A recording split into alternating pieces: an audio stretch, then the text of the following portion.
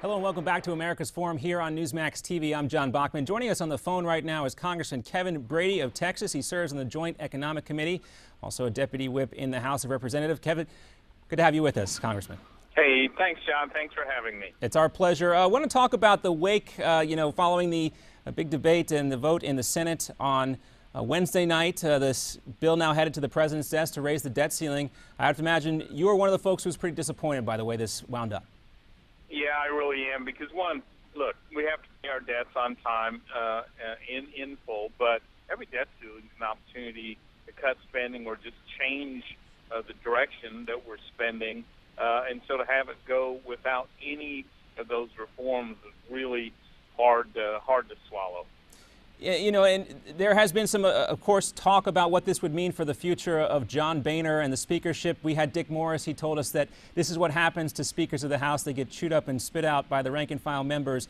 But just talk to us, if you could, Congressman, about the mindset within the caucus right now and what you guys are planning to do as you move forward. Yeah, I think the Republican House Conference is pretty disappointed itself, and maybe more so at each other. We just did not come together behind a plan. The Speaker, the leadership, us House conservatives tried to find a plan we could all unite behind, whether it was more cuts, some reforms to entitlements, Keystone Pipeline, red tape regulation, but we never could unite, get to 218 behind one of them. Time ran out, and so, look, we're learning that if we come together and unite, we've got a chance to influence things. But when we can't, we really, just don't have an impact.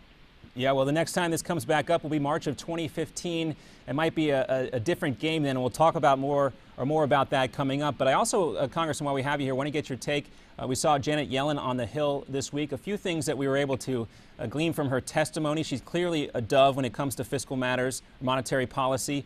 She doesn't seem to really buy into the whole structural unemployment issue that some folks hold up as a reason why some of these jobs that exist out there cannot be filled. And she also mentioned the word bubble, something that Fed watchers say the Fed chair shouldn't talk about.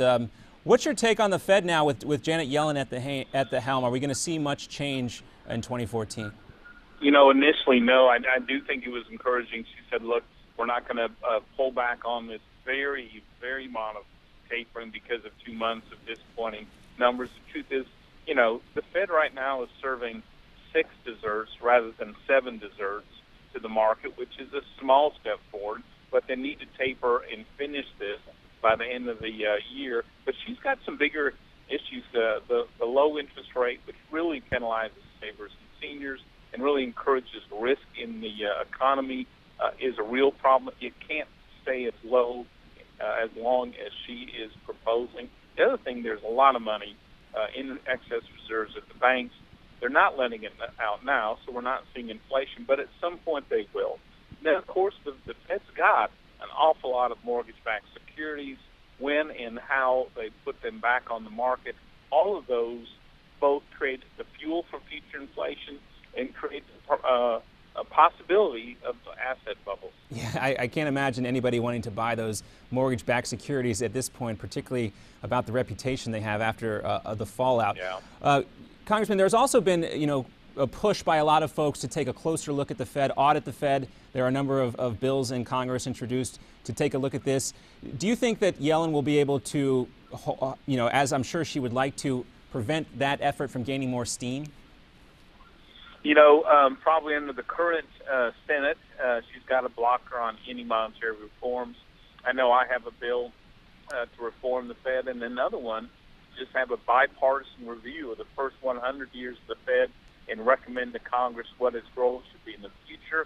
I think the Fed is not eager to embrace any of these approaches. Jeb Hensarling, chairman of the Financial Services Committee, to his credit, has made monetary reform one of his top priorities for the year. So we may finally see the attention that the Fed and its dual mandate really has on Capitol Hill. Yeah, Congressman Hensarling, a fellow Texan, You guys are taking a close look at that, of course. Now, also, Congressman, as we look ahead to 2014 and the Senate races, clearly the GOP is liking its chances more and more each day as we continue to talk about additional problems with Obamacare.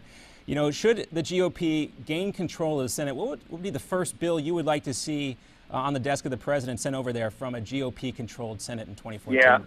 Yeah, I've given this some thought. I stepped over to take leadership of the Health Subcommittee last year. You know, I'm convinced the first bill ought to be either repealing or delaying the mandates here, because they are the pillars of this whole law. They are immensely unpopular with the American public. Full repeal, which is what I want to get to right now, does not have the full support of the American public. What we learned in the shutdown is that when we focus on the parts of this new law that are the most damaging to families and businesses, like the mandates, they come with us. I'd love to see that laid on the president's desk. Yeah, I know a lot of GOP members would like to see that go to the president's desk. You know, as we look at these delays, we had another one this week, and it affects medium-sized businesses, pushing off the mandate for those folks until 2015. Clearly, there's no way you can characterize this, and you know, other than a purely political move, right? Yeah, it absolutely was driven by the November elections. A highly unpopular law. We're seeing job cuts at the local level. You're seeing hours being cut to try to get under some of the rules of this law. Look, the law just isn't ready, and the president can't say that, but he can certainly try to limit the political damage, and that's what he's doing. But he didn't solve the problem. In fact, in some way, extended the uncertainty for mid-sized businesses who, frankly, they want to see these mandates repealed. They don't want to be forced into these higher plans. Yeah, and you know, there has been also talk about the GOP coalescing about one singular alternative, or at least a framework or a plan to hold out there as an alternative should the GOP get control of the Senate in 2014. Congressman Tom Price has a bill. The Republican Study Committee and Steve Scalise have their own bill. We had Steve Scalise on the show yesterday. Is there any more work going on in that particular arena? Because we've heard in the past that there were supposed to be some meetings either late this winter or early this fall or early this spring to talk about this. Yeah, both Steve Scalise and Tom Price have done remarkable work in this area. They're very similar approaches, by the way. And in fact, if you look at really all of the Republican alternatives, including the one that was ready to be offered and Nancy Pelosi blocked the vote on it, all of them take the approach of center around the patient, far more choices, the ability to buy and shop around the country, tort reform that lowers the costs. And it, by the way, that approach is the only one the CBO said actually lowered the cost of health care. So my guess is the final framework on this will resemble many of those elements.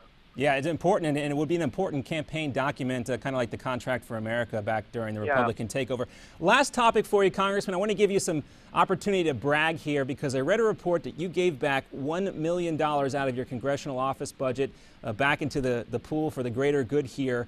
We've heard some folks say, in terms of these subsidies for government workers on the Hill, that if those Obamacare subsidies for these staffers weren't in there, that these folks simply couldn't afford to live in Washington, D.C., but you have enough money left in your budget that you can give back $1 million. Tell us about that.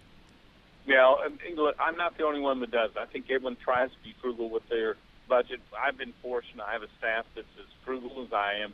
So we just cut dollars. And even though the Republican, when we took control of the House, we cut off its budgets by 20%.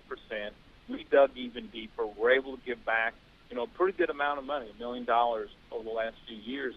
And the point we try to make is, one, it's not our dollars, it's taxpayers. But two, look, if we can do without and operate at 80 or 85% of the budget we've been given, other federal agencies can do the same thing. Yes, they certainly can. So, they can, yeah, Congressman. It would be great to see all federal offices shut down about 20% of their budget. Congressman Kevin Brady, great to have you with us. We got to run.